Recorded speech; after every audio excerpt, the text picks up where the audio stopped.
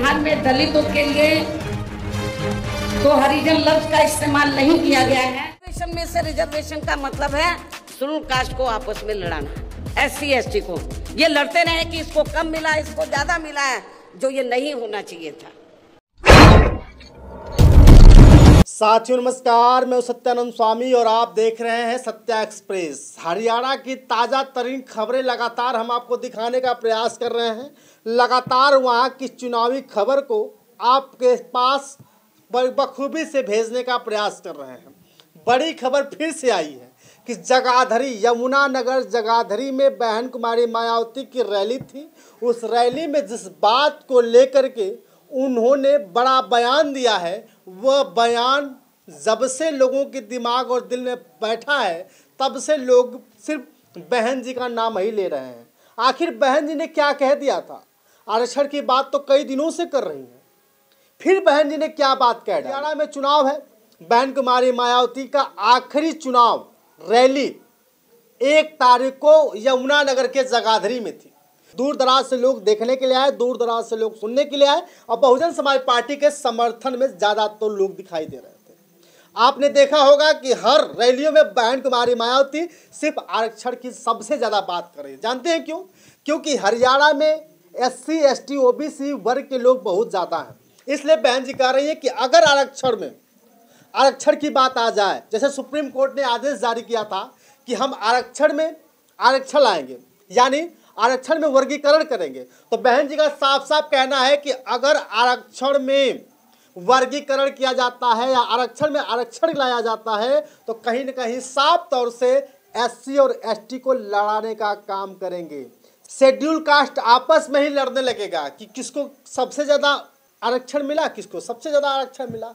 तो इसलिए बहन कुमारी मायावती ने कहा कि जब ये लागू हो रहा था तो बीजेपी के वकील और कांग्रेस के वकील लगातार मिल करके इस आरक्षण को पारित करने का काम कर रहे थे, सुप्रीम कोर्ट के सामने पक्ष रखे थे, लेकिन सुप्रीम कोर्ट अभी उस पर चुप है।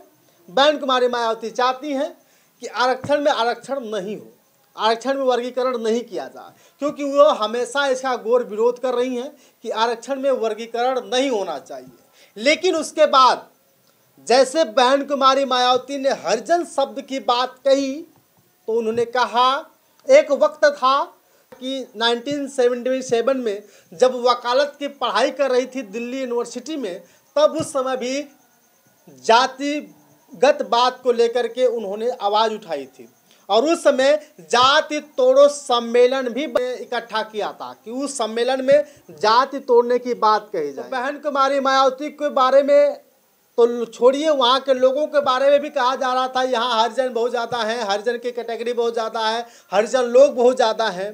तो बहन कुमारी मायावती जब मंच पे जाती हैं, जनता दल के लोगों से कहती हैं कि जो हरिजन शब्द की बात आप कर रहे हैं, अगर हम हरिजन हैं तो हरि का मतलब होता है भगवान और जन का मतलब होता है जनता या पुत्र कह लें।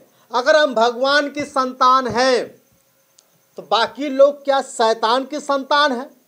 इस पर बहुत बड़ी बात कही। जैसे आज भी कहीं जाइए, उत्तर प्रदेश में ही चले जाइए, जो दलितों की बस्ती होती है, SC कैटेगरी की बस्ती होती है, सीधे कहते हैं ये भी हरिजन लोग रहते हैं, ये हरिजन बस्ती है। और अभी भी अगर आप पत्रावली में देखेंगे तो हरिजन बस्ती के नाम से ही आता है, हरिजन शब्द ही आता है। इससे पहले लोग अपने नाम के आगे राम लगाते थे, कुछ तो हरिजन भी लगाते थे। जैसे एक प्रोफेसर हैं इलाहाबाद यूनिवर्सिटी में, उन्होंने भी अपने नाम के आगे हरिजन शब्द का उच्चारण किया है, हरिजन शब्द की टाइटल लगाई है। तो कहीं ना कहीं बहन कुमारी मायावती हरिजन शब्द से नकारती हैं और नहीं चाहती कि किसी दलित को, किसी चमार समुदाय को या जाटों को कोई हरिजन कहे। तो मंच पर खुलेआम कह दिया कि अगर हम हरिजन हैं तो बाकी लोग क्या शैतान की संतान है? इस पर भी बहुत बड़ी बात कह डाली। और अभय सिंह चौटाला की सरकार बनाने के लिए बहन कुमारी मायावती लगातार प्रयास कर रही हैं कि किसी भी हालत में अभय सिंह चौटाला की सरकार बने, क्योंकि इससे पहले के चुनावी के दौरान 2019 में 40 सीटें बीजेपी जीत कर आई थी और 30 सीटें कांग्रेस जीत कर आई थी। और अब बहन कुमारी मायावती अभय सिंह चौटाला के साथ मिलकर के लगातार प्रयास कर रही थी। अब चुनावी सभा खत्म हो चुकी है, अब चुनावी रैलियों पर रोक लग चुकी है। अब 5 तारीख को चुनाव होने जा रहे हैं। धीरे धीरे चुनावी सभाएं खत्म होगी और 5 तारीख को लोग हरियाणा की तकदीर लिखेंगे। 8 तारीख को तकदीर खुल जाएगी कि आखिर वहाँ का मुख्यमंत्री कौन बनता है।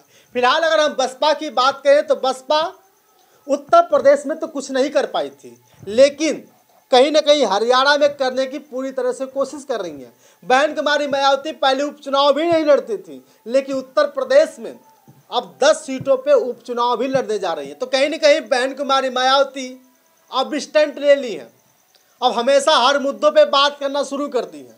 आकाश आनंद की बात अगर हम करें तो आकाश आनंद जब से नेशनल कोऑर्डिनेटर बने हैं तब से फिर से एकदम आग और ऊर्जा के साथ लगातार गांव-गांव गली-गली घूमने का प्रयास कर रहे हैं और अभय सिंह चौटाला की सरकार बनाने के लिए तैयारी कर रहे हैं और कह रहे हैं, लोगों से अपील कर रहे हैं कि अभय सिंह चौटाला की सरकार बनानी चाहिए, क्योंकि यही सरकार कुछ कर पाएगी। लेकिन बीजेपी संविधान विरोधी भी है, आरक्षण विरोधी भी है, इसलिए इनकी सरकार नहीं बननी चाहिए।